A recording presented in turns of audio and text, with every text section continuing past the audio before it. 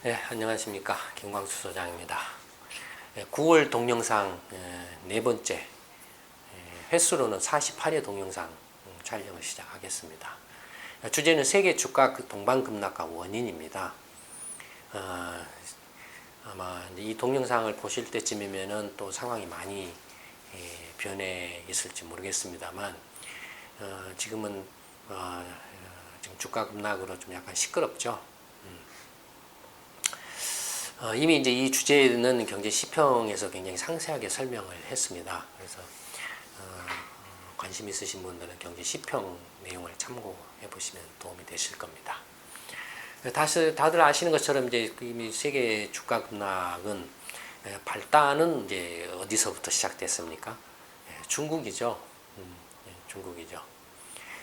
중국의 주가가 지난 6월 하순부터 이렇게 조금 문제가 이렇게 되기 시작을 해서 중국 정부가 주가 부양을 위해서 할 수 있는 모든 반칙적인 상식을 넘어서는 그런 조치들을 총동원해 가지고 막으려고 했지만 결국에는 그걸 막지 못하고 거의 손을 든 상태가 벌어졌죠. 보시면 이제 중국 상하이 종합주가지수를 한번 먼저 보시면 이게 이제 2014년 1월부터 이제 최근 주가 급락까지 상황인데 주가가 그 2014년 이제 후반부터 이렇게 오르기 시작해서 특히 2014년 12월 전후로 해서 이렇게 오르기 시작했습니다.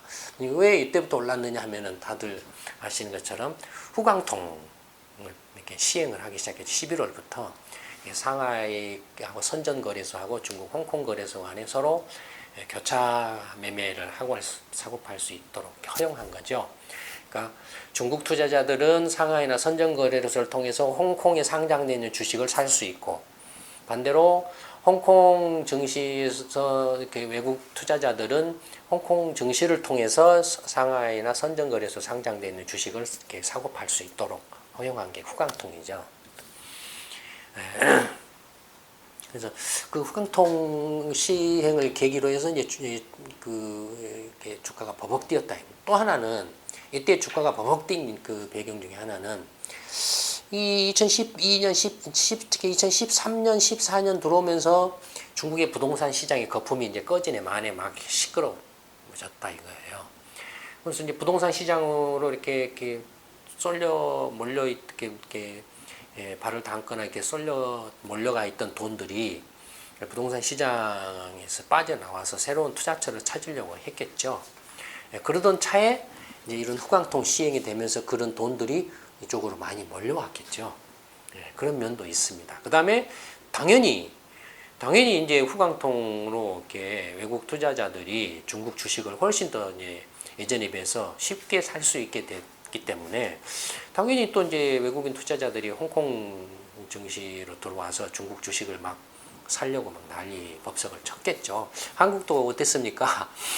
예, 난리 났죠. 뭐 증권사들이나 펀드들이 막 이렇게 중국 증시 이렇게 중국 주식 사십시오. 중국 펀드입니다. 막 했는데 지금 결과적으로 어떻겠습니까? 다 거들나 있죠, 제가. 그런 식으로 막 쏟아져 들어와서 이제 주가가 뭐 예를 들어서 2,200 정도에 머물러 있던 것이 벙 뛰어가지고 뭐 이렇게 올 연초 올 1월 2월까지만 해도 3,300 정도까지 뛰었다 이거예요. 거의 한 30-40% 가량 퍽 뛰었다 이거 순식간에. 그러다가 이제 그 주가가 한번 이게 주춤했어요. 이 올 연초에 한 2월 무렵에 주춤했냐면은 중국 정부가 한번 견제구를 던졌죠. 오 이게 너무 많이 뛰고 거품이다 뭐다 막 이렇게 또 말도 나오니까 견제구를 한번 던졌죠. 신용거래 규제한다. 깡통 계좌 많이 나면은 문제 되니까 신용거래 규제한다라고 그래서 그때 또 한번 주춤거렸다가 이제 중국 경제가 안 좋으니까 중국 정부가 주가를 띄워서 이제 뭐 주식 이렇게 중국 이제 이른바 그 국민들한테 주식 사세요, 한국처럼 집 사세요, 빚내서 집 사세요 하는 거 똑같은 그런 걸 했다 이거예요. 부자 만들어 드릴게 집 사세요 하는 거하고 똑같이 부자 만들어 드리니까 주식 사세요라고 이렇게 똑같이 했다 이거예요. 중국 그 국민들이 중국 정부들이 정말로 이렇게 뭔가 이렇게 장난이 아니네 말하는 게 정말로 주가 띄우려고 하는가 보네 하고 이제 이때부터 이제 막 물불 안 가리고 막 달라든 거죠. 물불 안 가리고 그래서 버벅 뛰어가지고 지금 주가가 이 후광통 하기 전에 비해서 2배 반 정도 뛰어버렸죠. 2배 반 뛰어버려 5천 한 200포인트 300포인트 가까이 그냥 팍 뛰어버린 거죠. 소 팔고 논 팔고 막 이제 뭐 있는 빚 카드 빚이 뭐고 관계없이 막 끌어당겨다가 막 이렇게 쓴 거죠. 그 다음에 오늘 사가지고 한 2, 3일 후에 이렇게 막 퍽퍽 뛰니까 오늘 사가지고 한 일주일만 갖고 있다 팔아도 막 이게 막 5% 10%막 시세 차익을 낸다 이거예요. 그러면 오늘 사가지고 일주일에 팔아서 그 돈 가지고 우리 고기 먹으러 가자 뭐 차 사자 뭐 하자 막 이렇게 했을 거 아니에요. 이때 뭐 자동차도 막 팔렸을 거고. 자동차 회사 중에서 중국 자동차 이제 수요가 이렇게 포화 상태에 이르러 가지고 조금 이제 안 팔리고 그래서 재고도 늘어나고 공급 과잉 뭐 이런 상황이었는데 주가가 퍽퍽 뛰니까 이거 차 사세요 막 했을 거 아니겠습니까? 그래서 그래 나도 한번 차 한번 땡겨 볼까 뭐 이런 것도 했을 거 아니에요. 그러다가 이게 이제 그냥 그 6월 이렇게 하순 무렵에 오면서 이게 버티죠. 뭐 이런 식으로 이렇게 폭증을 하죠. 하니까 버티지 못하죠. 이미 이거에 대해서는 한번 동영상을 통해서 설명을 해드렸죠. 이때 뭘 말씀드렸습니까? 그 거래액이 8배로 6배인가 8배로 폭증했다고 그랬죠. 무슨 거래? 왜 폭증했는가? 대부분 자전거래라 그랬죠. 막 사고 팔고 막 이렇게 하고 그 다음에 빚 땡겨서 하고 신용거래 막 하고 해서 8배로 그냥 순식간에 그냥 막 그러니까 거래량을 보면은 거래 금액을 보면은 이렇게 이 주가는 이 정도지만 거래 금액을 보면은 이렇게 했다가 그때 동영상 보시면 이렇게 뛰어버렸다고 그랬죠. 거래 금액이 이렇게 뛰었다가 이렇게 죽어버리는 그런 모습이죠. 그러니까 그 거품이 꺼질 수밖에 없죠. 누군가가 계속 자전거 페달을 밟아줘가지고 안 넘어지게 해줘야 되는데 그 에너지를 어디서 무한대로 할 수가 없잖아요. 계속 빚내줘요. 계속 중국 은행들이 계속 주식 사라고 빚대줘요. 그러다가 거기에 물렸잖아요. 사실 물렸을 거예요. 지금 은행들이 많이.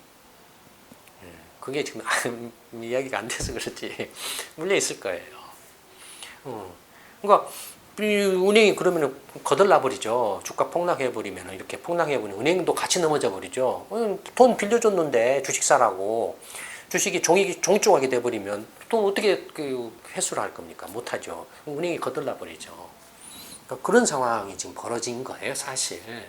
그래서 6월 하순부터 주룩 떨어니까 중국 이제 정부가 나서서 막 이렇게 연기금도 하고 뭐 이렇게 신용 이렇게 대출도 막 확대하고 금리도 인하하고 그다음에 전부 거래 팔지 말아라고 막 규제하고 신규 상장도 막고 온갖 할 수 있는 모든 상상을 초월하는 그런 수법들을 총동원해 가지고 했는데도 불구하고 그래서 한때 주춤했죠.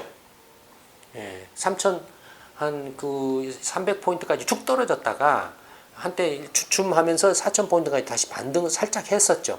했다가 다시 주르륵 밀리면서 이제 중국 주가가 이렇게 밀리면서 이제 이렇게 지금 이제 문제가 된 거죠. 근데 중국 주가가 이렇게 떨어졌을 때만 해도 이렇게 다시 밀릴 때만 해도 그 올가나 이런 데서 뭐라고 말하는지 아세요? 우리 중국 주식을 그렇게 많이 안 샀다. 사고 싶어도 많이 못 산다. 중국 정부가 규제를 했기 때문에 많이 못 샀다. 그래서 중국 주가 떨어져도 거품이 꺼져도 그 다른 그 미국이나 유럽이나 일본 이런 나라에 미치는 충격이나 영향이 별로 크지 않다라고 이렇게 이야기했어요. 처음에 반응이 그랬어요. 그랬는데 그런 상태에서 이제 그 중국 그 인민은행이 아까 말씀드린 이런 상태에서 위안화 평가 전환을 탁 했다 이거예요. 그게 심리적으로 한번 탁 왔다 이거예요.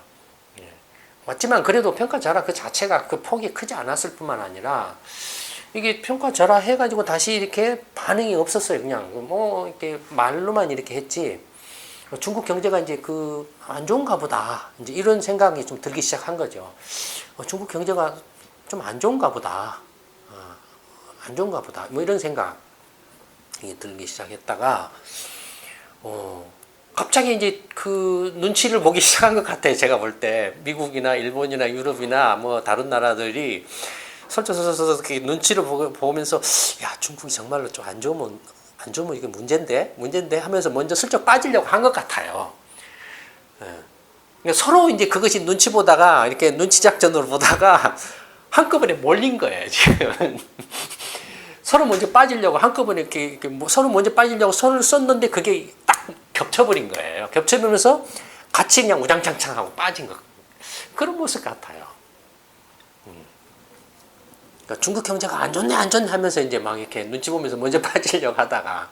그래서 이제 주가가 이렇게 급락한 원인이 첫째는 이제 당연히 이제 중국 발이죠. 지금 보신 것처럼 중국 발이죠. 중국이 거품이 꺼지면서 이제 어쨌든 간에 이제 시작된 거니까 중국 발이지만, 그러니까 중국 요인이 있어요. 중국 요인이 있지만 중국 요인 이전에 보다 더 그 또 다른 근본적인 요인도 하나 깔려 있다 이겁니다.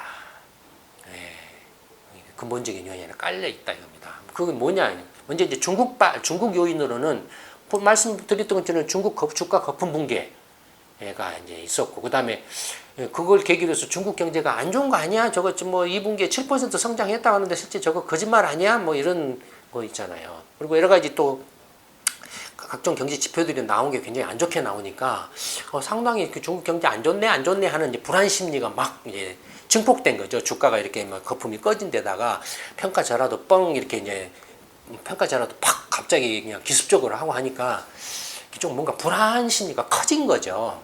불안 심리가. 그러면서 또 중국 경제가 안 좋으면 어떻게 되지? 계산을 해보니까 중국 경제한테 지금 이렇게 가장 물려있는 나라가 어디야? 그러니까 자원 국가들이에요. 브라질이라든지 캐나다라든지 호주라든지 뭐 이런 자원 국가들이에요. 그럼 이 자원 국가들도 같이 몰려서 안 좋아지겠네? 뭐 이런 거. 그 다음에 중국 경제가 안 좋아지면 또 어떻게 되지? 중국한테 수출을 많이 하는 나라, 일본이나 한국이나 이런 나라, 뭐 이런 나라들도 좀 안 좋아지겠네? 중국한테 차를 많이 파는 독일이나 이런 나라. 그러면 선진국 경제도 별로 안 좋아지겠네? 이렇게 이제 막 되는 거예요. 이제 꼬리를 물고 막 이렇게 이제 불안 심리가 막 증폭이 되는 거예요. 그렇게 증폭되면서 그럼 내가 먼저 빠져야지 하다가 서로가 이제 내가 먼저 빠져 하다가 그게 딱 겹쳐서 그냥 훅 빠진 그런 모습이라는 거죠. 그런데 이게 그 주가 동반 급락이 중국만의 문제로 인해서 발생한 건 아니라라는 거예요. 다른 요인이 뭐냐라는 겁니다. 다른 요인은 뭐냐면은 2008년 글로벌 금융위기 이후에 미국과 일본과 유럽 등 이 선진국들이 상상을 초월할 정도의 어마어마한 금융 완화책을 해왔다 이거예요. 제로금리 정책과 QE 양적 확대책을 마구잡이로 막 해왔다 이거예요. 이 제로금리 정책과 양적 확대책을 한 그 의도는 뭐였습니까? 경기 부양이었죠.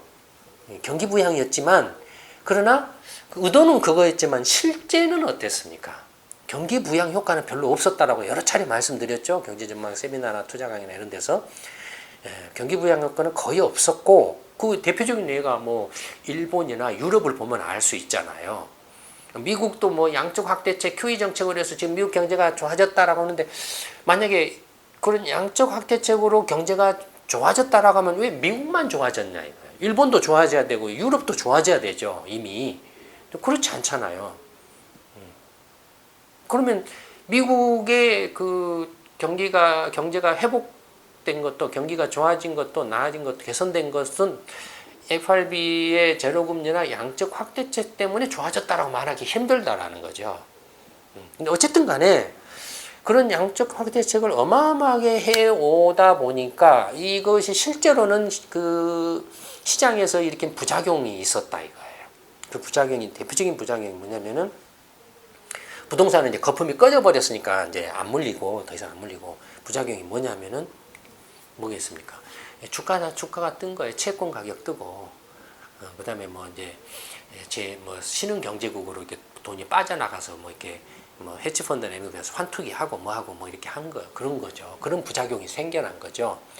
그러니까 실제로 또 그런 양적 확대책이나 제로금리를 하면서 그 FRB나 그런 각 일본 은행이나 이런 중앙은행들이 직접적으로 대놓고 말한 게 뭐냐면 자산 효과다.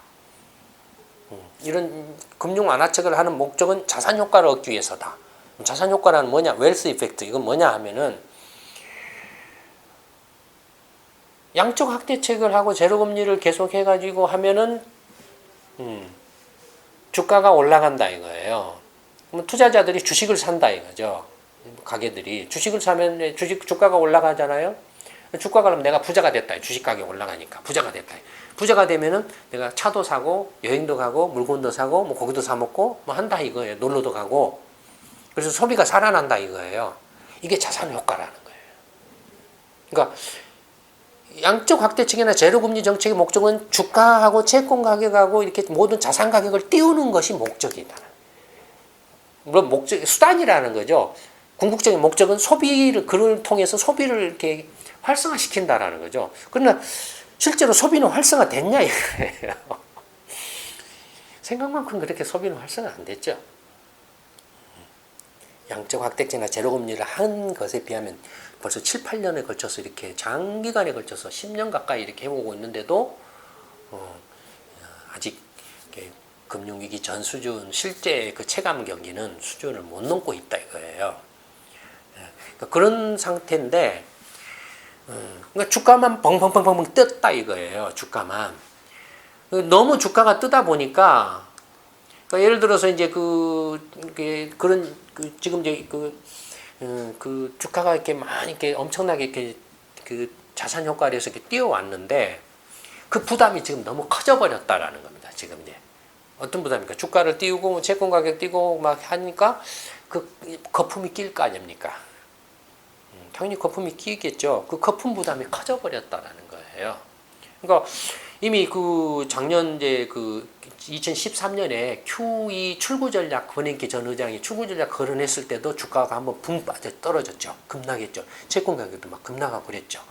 그다음에 작년 연말에 이제 출구 전략 했죠. QE 정책 종료하고 QE3 종료하고 이제 금리 올리네 마네 하는 말 나오기 시작할 때부터 이제 또 이렇게 막 이렇게 뭐 좀 이렇게 눈치 보기 시작했죠.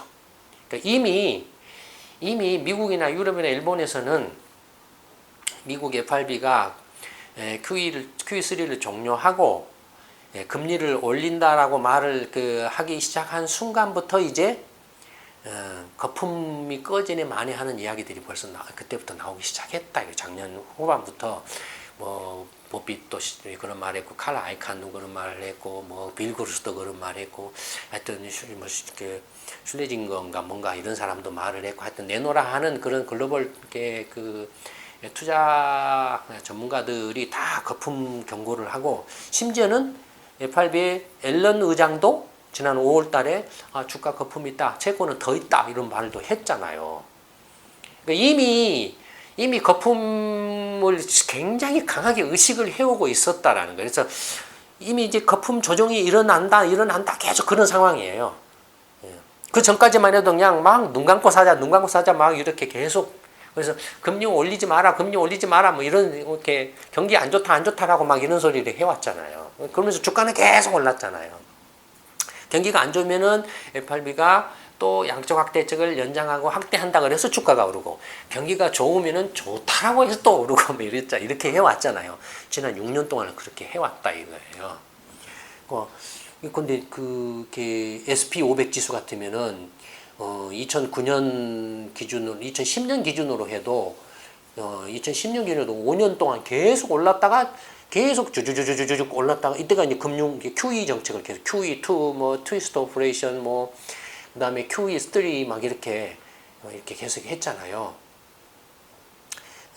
그러다가 보시는 것처럼 올해 들어와서 주가 이렇게 계속 한 2009년부터니까 9, 10, 11, 12, 13, 14, 6년인가요? 9, 10, 11, 12, 13, 14, 6년 동안 계속 올라왔던 것이 2015년 딱 들어오면서부터 어떻습니까? 멈췄죠. 올라가는 게.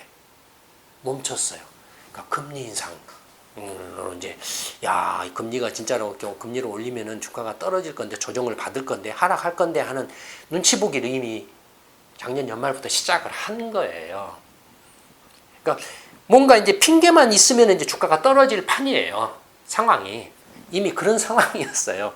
나스닥도 봐보세요. 막 올랐다가 상승하는 폭이 지금 멈춘 거예요. 예, 멈춘 거예요.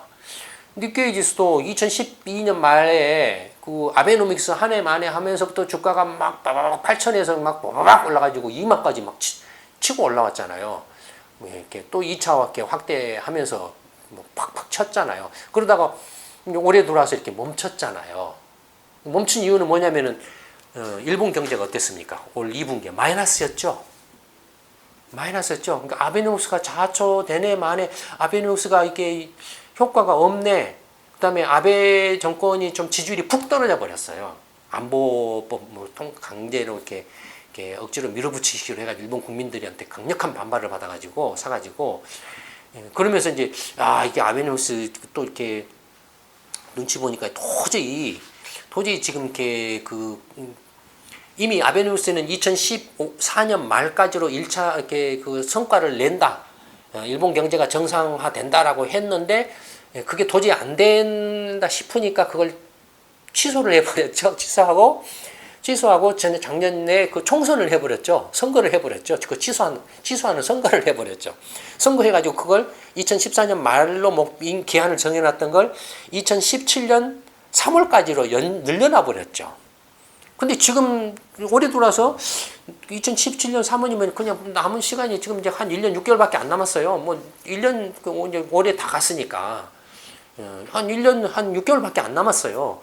한 1년 6개월 동안에 그만 아베노믹스 목표를 달성하냐? 일본 경제가 정상화되고 뭐 물가 목표 2% 달성되고 하냐? 도저히 안 될 것 같아요. 지금 이렇게 2만 포인트 딱 와가지고 지금 이제 계속 그러니까 일본은행이나 아베 내각 정권이 어떻게 해서든지 주가를 막 띄우려고 발버둥을 쳐온 거예요. 발버둥을 쳐왔는데도 지금 이제 멈춘 거예요. 지금 2만 포인트에서. 뭐노노 눈치를 보고 있는 거예요. 지금. 이런 상황에 부딪힌 거예요. 그 전에 과연 이 미국, 영국, 일본, 유로권 이게 4대 경제권에 그 금융 완화책이 어느 정도였는가를 한번 간단히 보면 기준금리는 다 0% 정도죠. 미국은 0%에서 0.25, 영국은 0.5%, 일본은 0.1%, 유로권은 0.05%. 거의 0%죠. 물가 상승률을 감안하면 실질금리는 다 마이너스죠, 지금. 그 다음에 양적 확대책을 이제 미국 같으면은 그 이제 금융위기 2009년 초부터 이제 시행한 그걸 누계로 이렇게 해보면 총 3조 6천억 달러를 해왔다 이거예요. 영국은 3,750억 파운드를 했어요. 이거 달러로 환산하면 약 그 6천억 달러 가량에 해당합니다. 그 다음에 일본의 경우에는 240조 원 가량 했습니다. 이건 언제부터 했냐면 일본의 경우에는 2013년 아베노믹스 할 때부터 거의 240조 원이 불과 한 2, 3년, 지금 2013년 시작 2년 동안에 다 이렇게 폭증을 한 거예요. 달러로 환산하면 2조 5,600억 달러에 달합니다. 그 다음에 유로권의 경우에는 1.41조 유로가량 늘어났는데 달러로 환산하면 1.86조 달러 정도입니다. 전부 이걸 합치면 한 8조 6천억 달러 되죠. 이 4대 경제권이 지난 2009년부터 최근까지 해온 양적 확대책 규모를 보면 8조 6천억 달러예요. 8조 6천억 달러면은 이게 일본 경제의 한 3.5배예요. 일본 GDP의 3.5배예요. 그 다음에 거의 유로권 경제에 약간 못 미치는 정도? 이럴 정도로 어마어마해요. 완전히 돈을 쏟아 부었다라는 거죠. 그 다음에 문제는 뭐냐면은 미국하고 영국은 일단은 이제 그 종료가 됐어요. 양적 확대책이. 종료가 됐지만, 양적 확대책으로서 산 국공채는 그대로 현재 보유하고 있어요. 그걸 팔아야 되는데 안 팔고 지금 계속 그 잔고를 유지를 하고 있어요. 그 다음에 일본하고 유로는 지금도 현재도 계속 매달 늘려가고 있어요.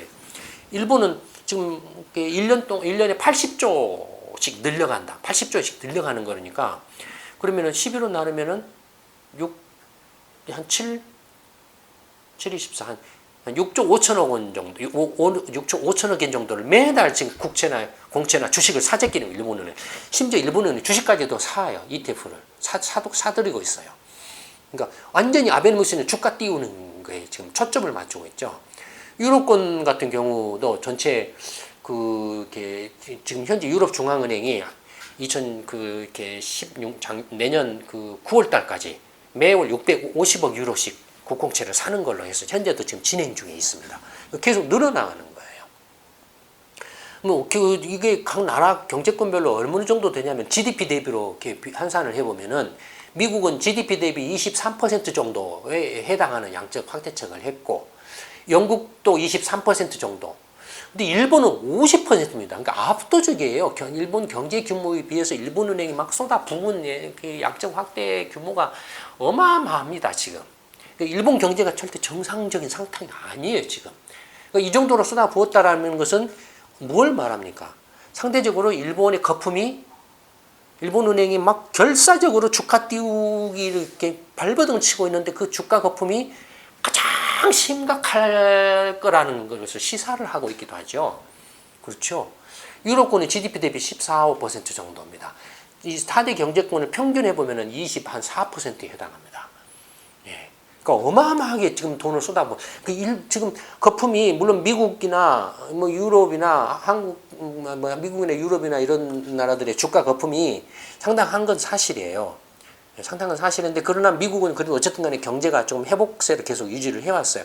그걸 감안했을 때 대개 한 10% 정도, 고점 대비 10% 정도로 약간 거품이 끼어 있다라고 이렇게 지금 보여집니다. 대체적으로 그런 그 10% 정도의 이게 견해가 일반적이에요. 저희 연구소가 이렇게 시평이나 경제전망 세미나나 투자 강연에서도 여러 차례 설명을 했었죠.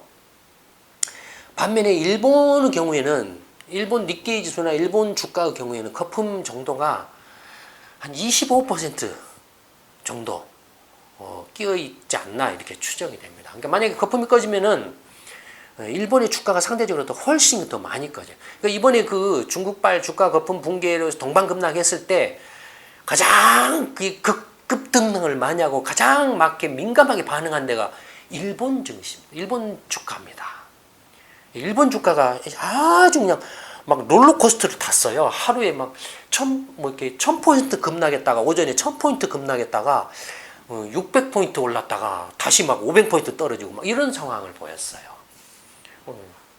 그러니까 그만큼 지금 거품이 상대적으로 많이 끼어 있고 이거 유지하기 힘들 거라는 겁니다. 예. 그러니까 일본 주식은 별로 사지도 않지만 혹시라도 일본 주식 하실 때 만약에 사신 분들은 그걸 좀 이렇게 염두에 두시라는 겁니다. 그러니까 보신 것처럼 세계 주가 급락인데, 예를 들어서 지금 이제 미국의 S&P라든지 다우지수 같은 경우는 지금 고점 대비 10% 정도 떨어진 상태예요. 이번 거품이 꺼지면서. 그러니까 조정이 된 상태예요. 사실상 거품이. 그러니까 한 6,000포인트 전후 정도가 지금 그 미국 경제 회복을 감안했을 때 그 정도가 좀 적정하지 않느냐라고 이렇게 보여지는 수준입니다. 지금 그 정도 수준이잖아요. 그래서 FRB 입장에서 보면 금리 인상 부담이 줄어든 거예요. 그 다음에 또 하나, 이번 이제 주가 동반급락하면서 이렇게 특이한 점이 하나 있습니다. 뭡니까? 이렇게 세계 증시가 동반급락을 하고 경제가 휘청거리면 어떤 상황이 벌어져야 됩니까? 돈이 안전한 곳으로 가야 되죠. 가장 위기가 발생했을 때, 위기라고 생각했을 때 가장 안전한 곳을 어디라고 지금까지 생각을 해왔죠? 미국 달러죠. 미국 달러에 몰려 들어가도 미국 국채를 사잖아요. 미국 국채 살려면 먼저 달러를 사서 국채를 사잖아요. 그러면 어떻게 됩니까? 달러가 강세를 보여야 됩니다. 근데 이번에 주가가 급락했을 때는 정반대 상황이 벌어졌어요. 어떤 상황이 벌어졌습니까? 엔화하고 유로화가 강세를 보이고 달러는 떨어졌어요. 엔화하고 유로화에 대해서 약세를 보였어요. 당연히 위안화는 평가절하를 했기 때문에 위안화에 대해서는 강세를 보였지만, 그러나 달러가 일본 엔화하고 유로화에 대해서 약세를 보였어요. 그럼 뭔가 이게 앞뒤가 안 맞아요. 전체적으로 만약에 유럽 자금이나 미국 자금이나 일본 자금이 중국 증시로 가갖고 그 중국 증시로 간 돈이 중국에서 빠져나와서 간다라고 하면 미국으로 가야 되잖아요. 달러로 가서 미국이 단독 강세를 더 보여야 돼요. 엔화나 유로화가 더 약세를 보이고. 근데 거꾸로 중국 증시에서 빠져나온 돈이 예를 들어서 일본으로 가고 유럽으로 가고 미국으로는 안 갔다 이거예요. 그냥 미국 주식시장에, 미국에서는 미국 주식시장에 흘러갔던 돈이 빠져나와가지고 그냥 미국 국채로 가서 국채 가격만 올랐다 이거예요. 달러는 거꾸로 약세를 보였다. 그럼 그건 뭘 말하냐면은 미국이나 일본 그 투자자들이, 기관들이 미국 증시로 돈을 가지고 갔던 것을 빼왔다는 말도 되죠. 달러가 약세를 보였다라는 건. 그렇지 않습니까? 미국 증시로 가지고 갔던 돈을 빼왔기 때문에 달러를 팔고 엔화를 샀고 달러를 팔고 유로화를 사서 그래서 이제 엔화나 유로화가 강세를 보이고 달러가 약세를 보였다는 거 아니에요. 돈이 흐름이 지금 그런 모습이라는 거죠. 그러면 결국은 이건 뭘 말하냐면 일본이나 유로권의 기관 투자자들이나 펀드들이 아베노믹스나 양적 확대책으로 돈이 넘쳐나는 돈을 들고 미국이나 중국으로 막 들고 나갔다가 중국 주가가 휘청하고 그 다음에 뭔가 이상하니까 중국하고 미국에서 싹 빠져서 자기 본국으로 돌아갔다는 거예요. 본국으로 이렇게 복귀했다라는 거예요. 불안하니까. 그거 위에는 지금 달러 약세를 설명할 방법이 없어요. 근데 미국은 어땠냐면은, 그럼 미국도 중국이나 일본이나 유럽에 투자한 돈이 빠져나가야 되는데 미국은 어떠냐 이거죠. 미국으로 돌아가야 돼. 미국으로 안 돌아갔다 이거예요. 그 안 돌아갔다라는 건 뭘 말하냐면은 미국은 먼저 빠져나갔을 가능성이 높다라는 거예요. 미리 빠져나갔을 가능성이, 중국에서 미리 빠져나갔을 가능성이 높다라는 거예요. 이게 조금 그 미국 그 전문 투자자들하고 글로벌 그 금융기관들하고 일본하고 유럽의 기관들하고 약간의 실력 차이인 것 같아요. 제가 볼 때. 먼저 빠져나가서, 그러니까 굳이 그 돈을 여기저기 막 옮길 필요가 없고 미리서 딱 보고 대신에 미국 주식시장에 넣었던 돈을 빼서 이제 미국 국채로 갔다 이거죠. 미국 투자자들은, 미국 금융기관들이나 뭐 펀드들은 주식시장에서 그래서 이제 주가는 떨어지고 채권 가격은 올라가고. 만약에 일본이나 유럽도 사실 이렇게 위기가 위기적인 상황이 이렇게 전개되면 돈 들고 달러 사가지고 미 국채를 사재게 해야 되는데 안 그랬다 이거예요, 지금. 이게 좀 상당히 특이한 현상이에요. 그 과거에 좀 이런 그 경제적인 큰 동요가 있었을 때에는 볼 수 없었던 아주 특이한 현상. 물론 2010년에 QE2를 했을 때, 그때는 이제 그 FRB든 누구든 다 뭐라고 어떻게 생각을 했냐면, FRB가 달러를 막 찍어내면 화폐적 인플레가 일어나는 거 아니냐, 그걸 우려했어요. 그 당시에는 다. 근데 실제로 해보니까 화폐적 인플레가 이렇게 안 일어나더라 이거죠. 그 당시 브라질 중앙은행이 브라질 정부가 미국에 대해서 비난을 했잖아요. 그 다음에 G20 그 회의에서도 각국 중앙은행이나 재무장관 회의 때도 QE2로 인해서 달러가, 그때 그래서 초창기 때는 QE2 할 때는 달러가 약세를 보였었어요. 그때 약세를 보인 이유는 달러 인플레가 일어나는 거 아니냐는 우려가 있었기 때문에. 근데 그 후에는 이제 그게 아니고 주가가 QE2로 인해서 주가가 더 뛰고 더 좋아지더라. 가격이 이게 주가가 뛰더라. 그다음 막 QE 정책을 할 때마다 주가가 뛰더라. 또 그것들 핑계로 해서 주가를 띄우더라. 이렇게 되니까 달러 약세커녕 QE 정책을 하면은 달러가 강세를 보였어요. 그랬는데 그런 상황이었죠. 근데 지금 이번에 주가 급락하면서 달러가 약세를 보였다는 게 아주 특이하다는, 그거에 대해서 경제 시평에서도 더 자세하게 설명을 하고 있습니다. 시평 궁금하신 분들은 시평을 참조해 보시고, 이렇게 경제가 크게 동요할 때일수록 앞을 내다볼 수 있는 올바른 정보와 지식을 이렇게 접하는 게 중요합니다. 그래서 형편이 되신 분들은 경제 시평을 참고해 보시기 바랍니다. 9월 네 번째 마지막 동영상 촬영은 이걸로 마치도록 하겠습니다. 감사합니다.